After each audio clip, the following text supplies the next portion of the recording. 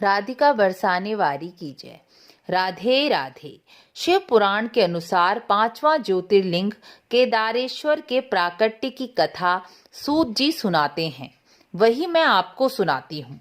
सूत जी कहते हैं, भगवान विष्णु के 2 अवतार नर नारायण के रूप में बद्रिकाश्रम तीर्थ में हुए। उन्होंने भगवान शिव का पार्थिव शिवलिंग बनाकर पूजन अर्चन किया। वह प्रतिदिन भगवान शिव का पार्थिव शिवलिंग बनाकर श्रद्धा भक्ति से पूजन अर्चन करते। उनकी पूजा को स्वीकार करने स्वयं भगवान शिव प्रतिदिन शिवलिंग में प्रकट होते थे। उन्हें इस प्रकार से तपस्या और पूजन करते करते बहुत समय बीत गया। उनकी इसी तपस्या और पूजन से प्रसन्न होकर एक समय भगवान शिव साक्षात रूप से प्रकट होकर नर नारायण से बोले कि मैं तुम्हारी तपस्या भक्ति से बहुत प्रसन्न हूँ। आप वर मांगिए। आपका जो भी इच्छित वर होगा मैं उसे अवश्य ही दूंगा। इस प्रकार भगवान शिव के स्वयं प्रकट होकर ऐसा कहने पर नर नारायण बोले, यदि आप हम पर प्रसन्न हैं तो आप सदा सदा के लिए इस केदार तीर्थ में ज्योतिर्लिंग के रूप में स्थापित हो जाइए। जो मनुष्य आपका दर्शन पूजन करे उनकी समस्त कामनाओं को पूर्ण कर उन्हें मोक्ष भी प्रदान कीजिए। नर नारायण के ऐसा कहने पर भगवान शिव उन्हें वर देकर केदारेश्वर ज्योतिर्लिंग के रूप में सदा सदा के लिए वहीं स्थापित हो गए। केदारनाथ ज्योतिर्लिंग का दर्शन संपूर्ण दुख और भय का नाश करने वाला है। जगत के लोगों का हित चाहने वाले भगवान शिव केदारेश्वर ज्योतिर्लिंग के रूप में वहां रहते हैं और दर्शन पूजन करने वाले भक्तों को सदा उनकी इच्छित वस्तु प्रदान करते हैं।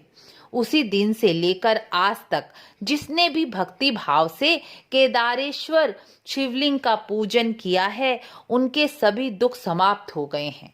शिव पुराण के अनुसार जो मनुष्य केदारेश्वर ज्योतिर्लिंग पर शिव के रूप या नाम से अंकित कड़ा कंकड़ चढ़ाता है वह भगवान के वलय युक्त स्वरूप का दर्शन करके समस्त पापों से मुक्त हो जाता है। भगवान शिव के ज्योतिर्लिंग केदारेश्वर पर कड़ा चढ़ाने का बहुत महत्व शिव पुराण के अनुसार कहा गया है। शिव पुराण के अनुसार जो मनुष्य कड़ा चढ़ाता है वह भगवान के वलय युक्त स्वरूप का दर्शन करके समस्त पापों से मुक्त हो जाता है और साथ ही जीवन मुक्ति का ज्ञान भी प्राप्त करता है। नर नारायण के बद्रीनाथ के दर्शन तब तक फलदायी नहीं होते जब तक केदारेश्वर ज्योतिर्लिंग के दर्शन ना किए जाएं। जो मनुष्य केदारेश्वर नाथ के दर्शन कर बद्रीनाथ धाम के दर्शन करता है वह मोक्ष को प्राप्त करता है। शिव पुराण के अनुसार जो मनुष्य केदारेश्वर के दर्शन करने के लिए यात्रा करते हैं और बीच रास्ते में ही किसी कारणवश मृत्यु को प्राप्त भी हो जाते हैं तो भी वह मोक्ष को प्राप्त करते हैं।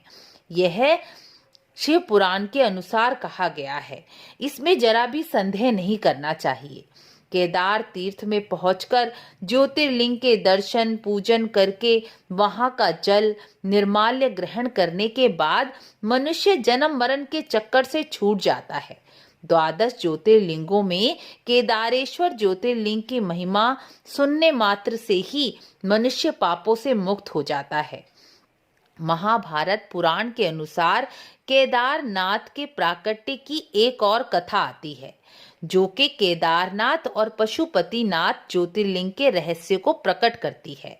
महाभारत के अनुसार जब पांडवों ने महाभारत के युद्ध में विजय प्राप्त करने के बाद पूरी पृथ्वी पर धर्म का राज स्थापित कर दिया तब भी पांडवों के मन में अपने भाई बंधुओं को मारने का दुख नहीं गया। इस दोष का नाश करने के लिए पांडवों ने महादेव का दर्शन करने के लिए काशी जाने का निश्चय किया, लेकिन काशी में भी महादेव नहीं मिले। महादेव पांडवों को दर्शन नहीं देना चाहते थे, इसलिए वह काशी छोड़कर रुद्रप्रयाग केदार क्षेत्र में चले गए। लेकिन पांडवों ने उनका पीछा नहीं छोड़ा। वह भी शिवजी जी का पीछा करते करते केदार तीर्थ पर पहुंच गए।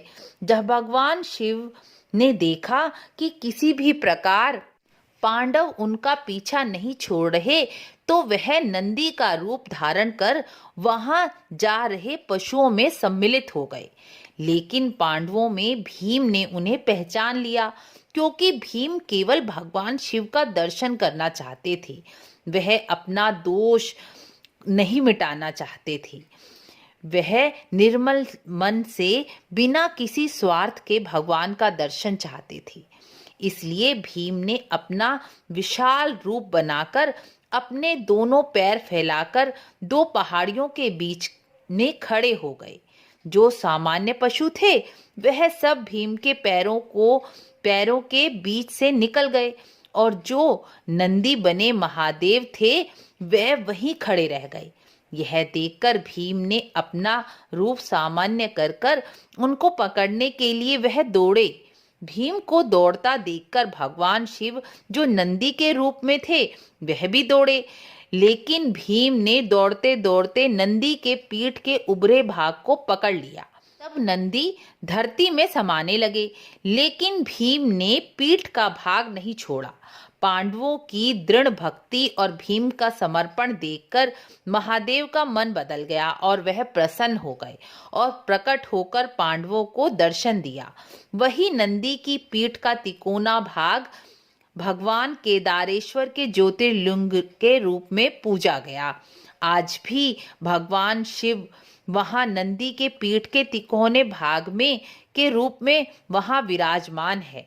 इस मंदिर का निर्माण पांडवों ने करवाया था। नंदी के आगे के भाग का जो स्वरूप था वह धरती में समा गया था। वह ही नेपाल में पशुपति ज्योतिर्लिंग के रूप में प्रकट हुआ।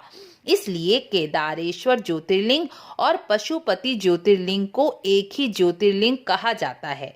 जो मनुष्य पशुपति ज्योतिर्लिंग का दर्शन पूजन करते हैं वह अपनी पशु बुद्धि से मुक्ति को प्राप्त करते हैं। अर्थात मनुष्य में जो पशुओं जैसे विचार, असुर बुद्धि के विचार आ जाते हैं, जो समस्त विकारों के जन्मदाता हैं, वह नष्ट हो जाते हैं।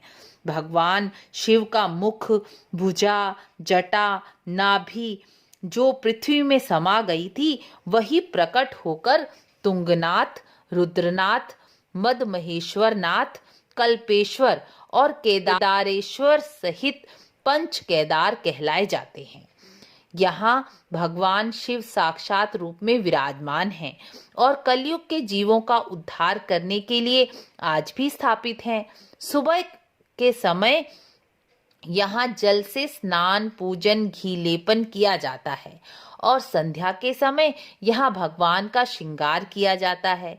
यहाँ दर्शन मात्र से ही साक्षात शिव दर्शन का फल प्राप्त हो जाता है। यदि आपको केदारेश्वर और पशुपति नाथ की महिमा अच्छी लगी हो तो चैनल को लाइक, शेयर, सब्सक्राइब अवश्य करें। मिलते हैं अगली वीडियो में। राधे राधे।